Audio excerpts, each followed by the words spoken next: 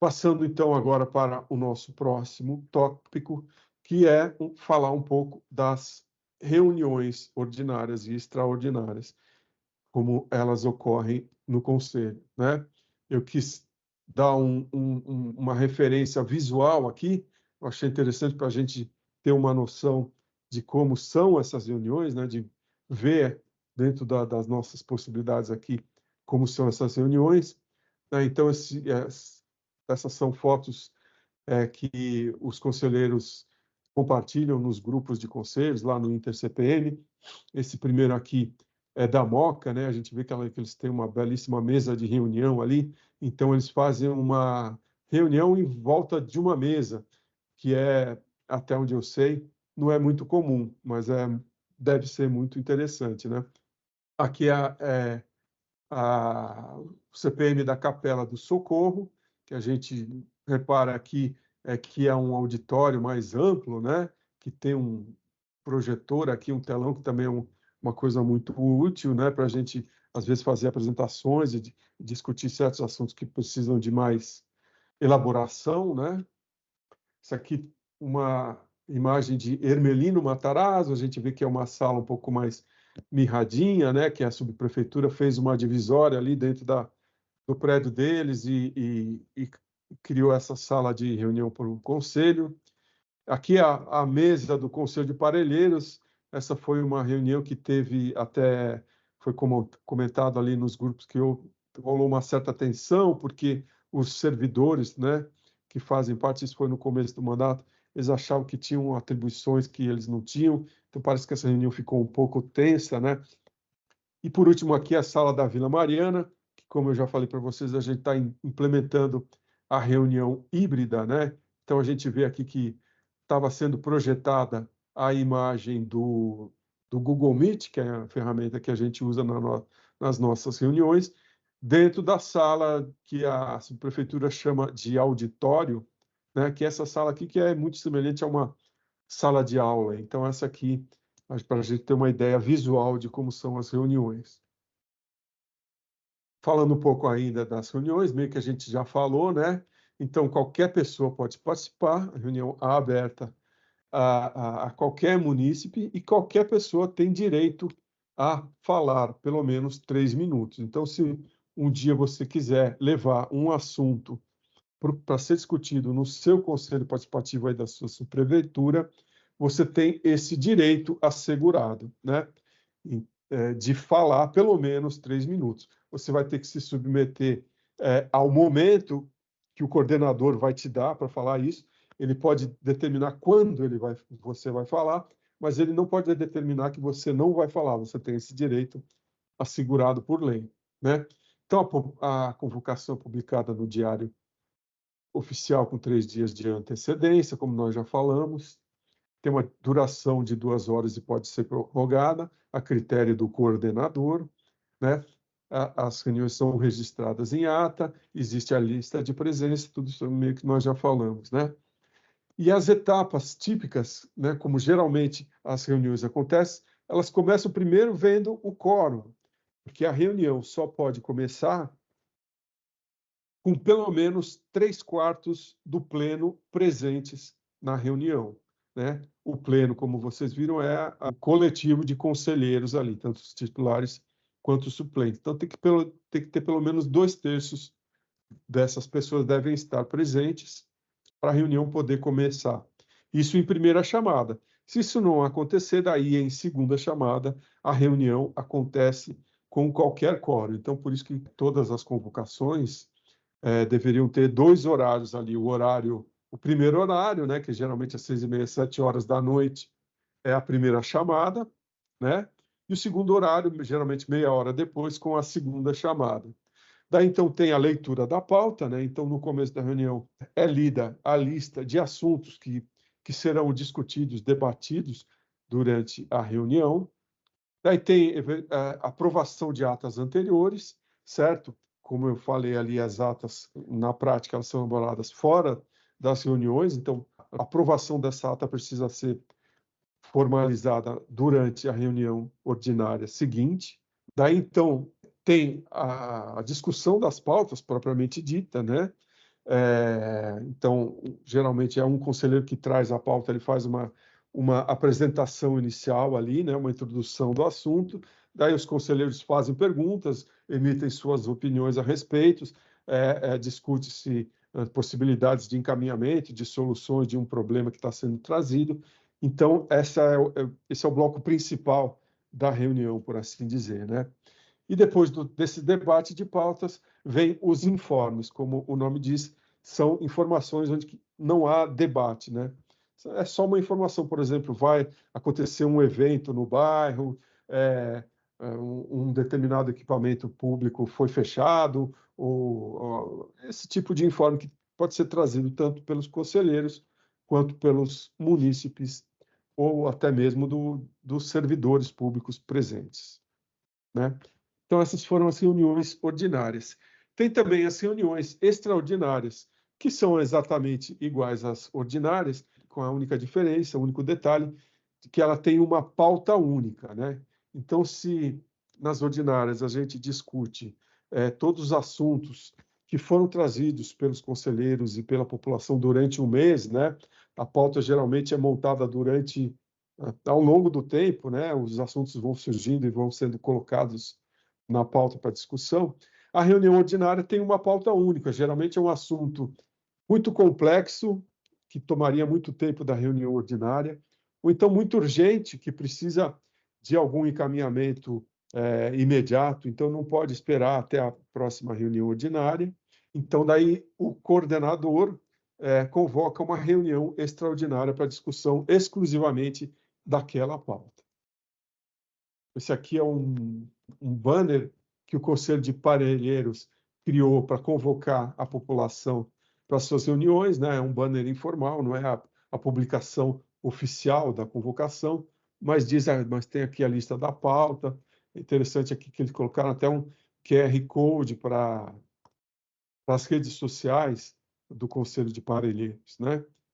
E eu trouxe aqui também algumas pautas, agora sim as pautas oficiais que foram publicadas no Diário Oficial, né? Então, são recortes do Diário Oficial, para a gente ter uma noção dos tipos de assuntos que são discutidos no Conselho Participativo.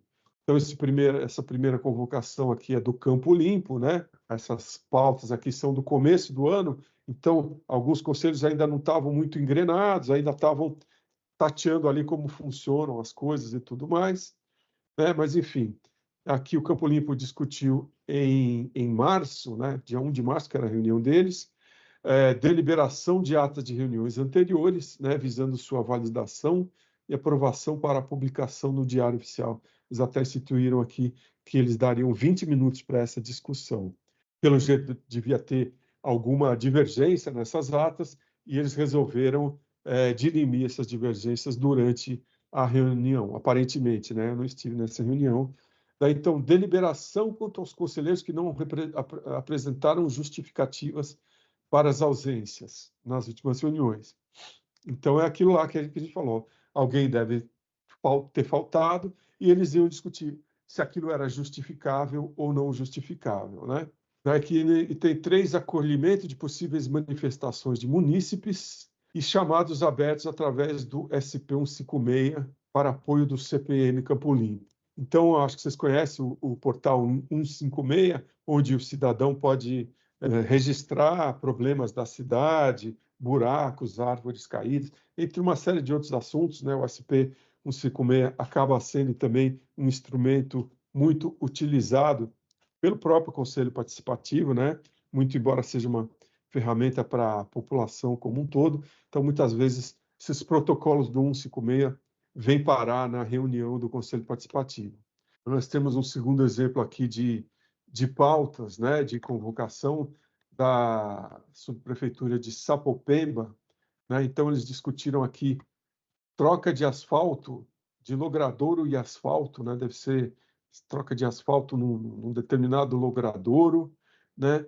Denúncia de cheiro numa funilaria irregular, falaram sobre cata-bagulho, né? E os protocolos, né?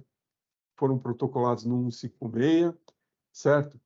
Daí tem aqui uma discussão de esclarecimento sobre a fala do senhor Marlon esclarecimentos sobre a fala do senhor Luiz, né? Então deve ter tido algum desentendimento entre esses conselheiros. Na verdade, eu não sei nem se são conselheiros ou munícipes, né? Mas eles tiveram alguma discussão ali e eles acabaram levando para a pauta essa discussão. Recapeamento da Rua José Inglês, fiscalização da calçada da Rua José Inglês, entrega de crachás. Como eu disse aqui, isso era mais no começo do mandato, então muitas questões internas ali do Conselho estavam sendo discutidas nas reuniões. Hoje, se você for numa reunião, esperamos que essas discussões sobre os próprios procedimentos do Conselho já estejam mais secundários, né, e eles estejam discutindo a cidade, né, os seus territórios mais propriamente ditos. Mais um exemplo aqui de São Miguel, né, eles aqui sim fizeram a apresentação do balanço obrigatório do ano de 2022, aquilo que eu falei que a maioria dos conselhos não fazem, eles fizeram, não só fazem, como fizeram em duas partes, né, porque a gente vê aqui que era a parte 2 sobre o balanço obrigatório das atividades do ano anterior, de 2022. Discutiram riscos a ciclistas, definição de pautas para a próxima reunião. Veja que interessante, durante a reunião, eles discutiram o que nós vamos conversar na próxima reunião. Interessante, né? Isso é uma coisa também que não acontece no nosso conselho, pelo menos a gente costuma estar muito em contato pelos Zap, pelos e-mails ou até pessoalmente. Então, essa pauta é construída fora da reunião, ao longo do mês ali, né? Então, quando a gente chega na véspera da data de ter que publicar a pauta, daí então a gente bota ali no papel o que nós vamos fazer. Por último, aqui mais um exemplo de pauta, né? Na reunião de Parelheiros, que foi aquele banner que a gente viu lá no slide anterior, né? Então, eles fizeram a leitura da pauta, sucedida de eventuais pedidos de alteração, leitura da ata, né? Informações gerais dos conselheiros da plenária, né? Então, abriu a palavra genericamente sem um assunto definido para os conselheiros.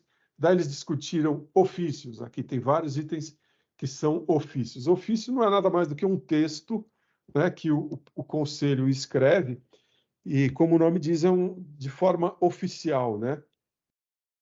Então, às vezes, você precisa discutir um assunto com um órgão público, com uma secretaria. Então, o conselho, né, redige um ofício e encaminha esse ofício de forma oficial para esse órgão, né, esperando que haja também uma resposta oficial desse órgão. Então, aqui, eles estavam discutindo aqui a devolutiva, né? Estavam aguardando a devolutiva de ofícios que eles mandaram para Saúde Pública, sobre transporte público, também um ofício para a Sabesp, discutiram manutenção de ruas e córregos, lombadas, coberturas de pontos de ônibus, mais um ofício aqui para supervisão de habitação, implantação de linhas de ônibus, regularização fundiária, e daí eles abriram para a fala dos munícipes, e foi essa, então, a pauta da reunião de Parelheiros. Então, aqui, ó, vários exemplos de pautas de coisas que acontecem nas reuniões dos conselhos, né? Como nosso próximo tópico aqui, nós teremos falar um pouquinho sobre as subprefeituras. Antes de entrar nas prefeituras, vamos dar uma olhada nessa subdivisão administrativa aqui, né? Como a gente viu nas leis anteriores, as áreas administrativas definidas assim como unidade administrativa de fato são as 32 subprefeituras. Para algumas atribuições, em alguns casos, elas são agrupadas em macro-regiões, né? Então, existem 8 macro-regiões na cidade, divididas em subprefeituras. As subprefeituras, por sua vez, são divididas em distritos, são 96 distritos na cidade, o que dá, em média, 3 distritos por subprefeitura, mas isso é só uma média. Algumas subprefeituras têm mais, outras menos. Esses distritos são divididos em bairros, um número indeterminado de bairros, né? É interessante observar que os distritos eles têm uma divisão oficial, né? Se você entrar no GeoSampa, ali, que é o mapa digital da cidade de São Paulo, você pode entrar pela internet nele, você vai ver que tem a divisão formal ali, oficial, dos 96 distritos da cidade, mas não existe uma divisão de bairro em São Paulo, né? Ninguém sabe exatamente quantos bairros tem na cidade, né? Porque a divisão do bairro é uma coisa meio subjetiva, né? Às vezes são avenidas que delimitam um bairro, às vezes são outras coisas que delimitam o bairro. Tem lugares que uma pessoa considera que está num bairro e está no outro. Enfim, é uma coisa mais subjetiva, né? Então, agora aqui, mostrando um mapinha da cidade, essas linhas vermelhas são as macro-regiões, né? E as divisões um pouco mais finas em linha preta são as subprefeituras. Então, passando rapidamente para a gente ter uma noção global aqui da cidade. Começando pela macro-região centro, que é formada exclusivamente pela subprefeitura da Sé, né? A macro-região centro é uma macro-região que só tem a subprefeitura da Sé, em virtude da sua complexidade, né? Que é o centro de São Paulo, né? E também pela população, né? Que é uma das mais populosas, mas principalmente pela complexidade, né? Que tem uma série de complicadores nessa subprefeitura, né? Daí tem a macro-região Norte 1, formada por Santana Tucuruvi, que é uma subprefeitura, né? Jaçanã Tremembé e Vila Maria, Vila Guilherme, são as 3 subprefeituras da macro-região Norte 1. Daí vem a macro-região Norte 2, formada pelas 4 subprefeituras da Casa Verde Cajuchoeirinha, Freguesia Brasilândia, Perus e Pirituba Jaraguá. Daí nós temos a macro-região Oeste, formada pelas subprefeituras de Butantã, Lapa e Pinheiros. Aí nós temos a região Leste 1, com as 5 subprefeituras, Aricanduva, Formosa, Carrão, Moca, Penha, Vila Prudente e Sapopemba. Macro-região Leste 2, formada por Cidade de Tiradentes, Ermelino, Matarazzo, Guaianazes, Itaquera, São Mateus e São Miguel. A macro-região Sul 1, que tem Ipiranga, Jabaquara e Vila Mariana, né, parcialmente dentro do centro expandido da cidade, principalmente Vila Mariana. E, por fim, a macro-região Sul 2, que é a mais populosa de São Paulo, que tem as subprefeituras de Campo Limpo, Cidade Ademar, Boimirim, Parelheiros, Santo Amaro e Capela do Socorro. Aqui nós temos um gráfico das populações das subprefeituras, né? Então, nós vemos que as menos populosas aqui são as de Parelheiros, que tem 139 mil pessoas, que ainda assim é gente para burro. Tem cidade que não tem essa população, muitas cidades não têm essa população, né? Daí tem também Perus aqui com 146 mil, são as menos populosas da cidade, e tem as mais populosas aqui, que são as de Campo Limpo, com 607 mil pessoas, e Capela do Socorro, com 594 mil, Boimirim, 563 mil, todas elas ali na macro-região Sul 2, né, que nós vimos no slide anterior. Então, isso aqui dá uma média de 350 mil pessoas por subprefeitura, certo? 351 mil pessoas por subprefeitura, que equivale à população de cidades como, por exemplo, Franca, né, que é o paraíso dos calçados aqui em São Paulo, ou então a cidade de Praia Grande, aqui no litoral de São Paulo também, inclusive a cidade de Olinda, famosa pelo seu carnaval, em Pernambuco, são cidades que têm em torno de 350 mil habitantes, né? E eu estou trazendo esse dado aqui para a gente ver a importância da descentralização administrativa de uma cidade como São Paulo, né? E por que as subprefeituras foram criadas, inclusive porque os conselhos participativos foram criados aqui em São Paulo, né? Porque é uma cidade extremamente complexa que precisa dessas subdivisões para ser mais administrável e precisa da participação popular para trazer as diversidades, as diferenças, né, que são muito grandes entre uma região e outra. Então, a gente viu lá atrás, quando as subprefeituras foram criadas em 2002, naquela legislação da Marta Suplicy, que está vigente até hoje, existia uma série de atribuições e faziam delas uma espécie de mini-prefeitura, né? Porque, afinal, elas tinham as atribuições que iam desde o planejamento até a execução de políticas intersetoriais, né, de todos os setores, então passava pela subprefeitura, né? Mas, na prática, não é bem isso que acontece. Então, eu pedi a ajuda, aqui, uma mãozinha do ChatGPT, para que ele criasse, pedir para ele que ele criasse uma lista de atribuições da subprefeitura, que a gente vê que, na prática, o que acontece é um pouco diferente. Evidentemente que a lista do ChatGPT a gente analisou e viu que fazia sentido, né? Mas, enfim, essa foi a lista de atribuições que o ChatGPT me sugeriu como sendo das subprefeituras. Então, a primeira coisa que vem à cabeça quando a gente fala das atribuições das subprefeituras é a questão da zeladoria urbana. Então, uma boa parte da energia e da grana das subprefeituras e da mão de obra vai para essa questão da zeladoria, que é a manutenção das vias públicas, das praças, das ruas, calçadas, ciclovias, etc. Depois disso, tem a questão da fiscalização. Então, são as subprefeituras que são responsáveis por saber se o comércio tem os devidos alvarás e licenças para funcionar, certo?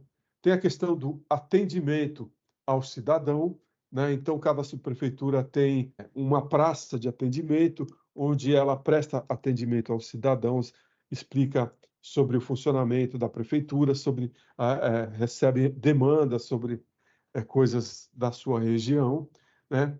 Daí tem a coordenadoria de obras e projetos, que além da manutenção ali de calçadas, ela se encarrega de algumas obras públicas locais, né?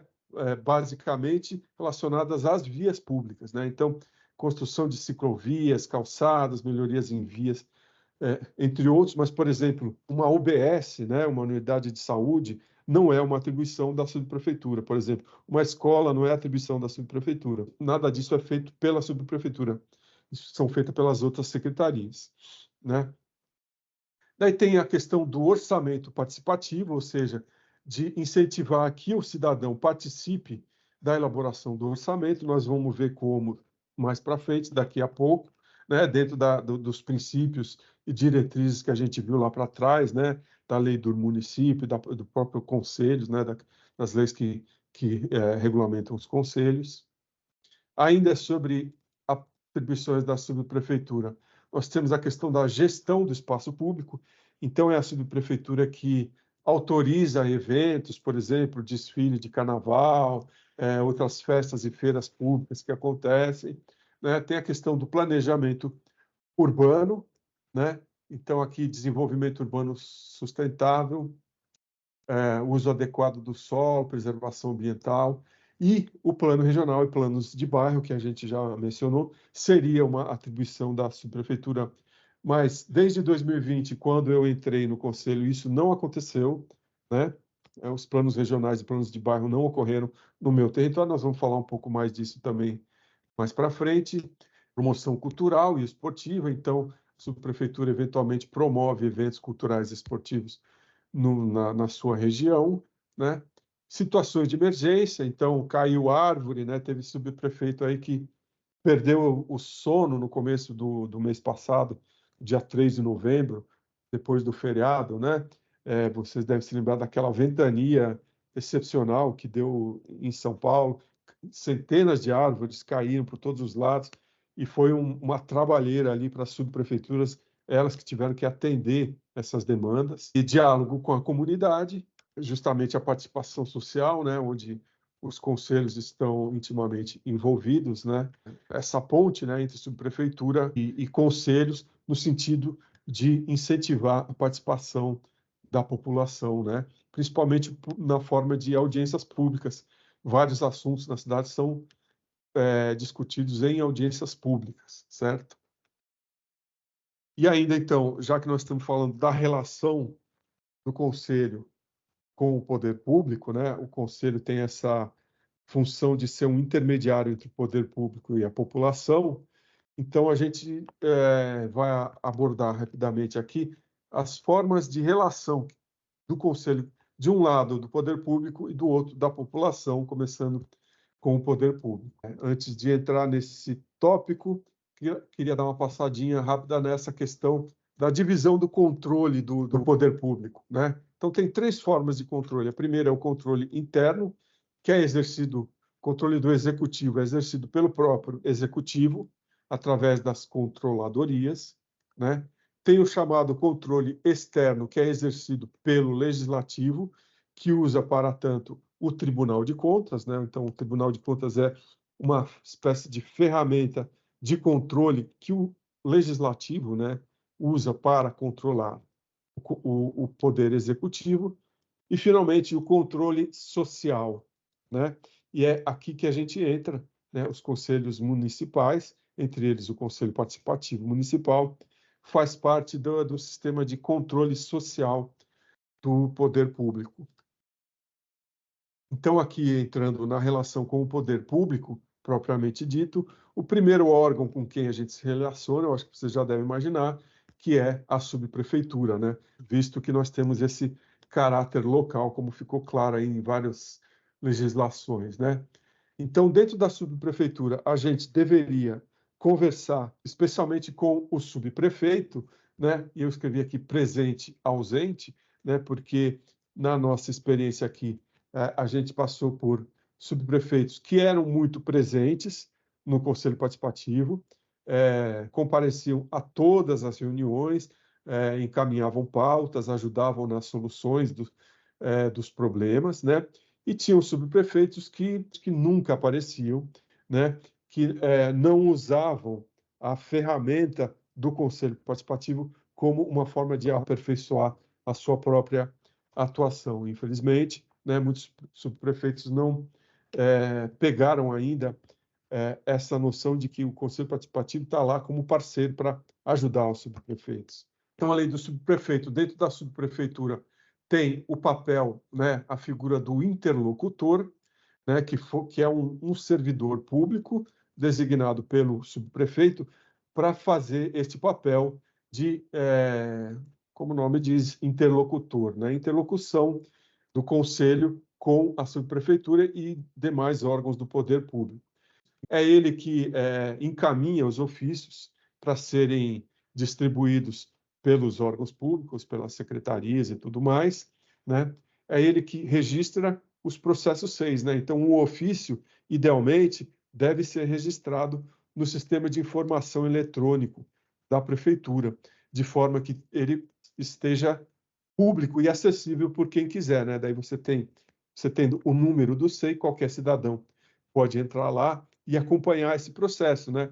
Então, ver quando ele foi encaminhado, se ele foi respondido, quando foi respondido e qual foi a resposta, e assim por diante, né? Então, é um interlocutor que tem a senha, vamos dizer assim, do SEI para encaminhar os ofícios e outros atos do Conselho Participativo, certo? Ele é o que publica no Diário Oficial, né? Então, além deste servidor, que é o interlocutor, eventualmente, e aí vai de subprefeitura para subprefeitura, porque não existe lei dizendo isso, né? Algumas subprefeituras disponibilizam outros servidores, né? Ou os próprios servidores se disponibilizam para ajudar nos trabalhos do Conselho Participativo, né?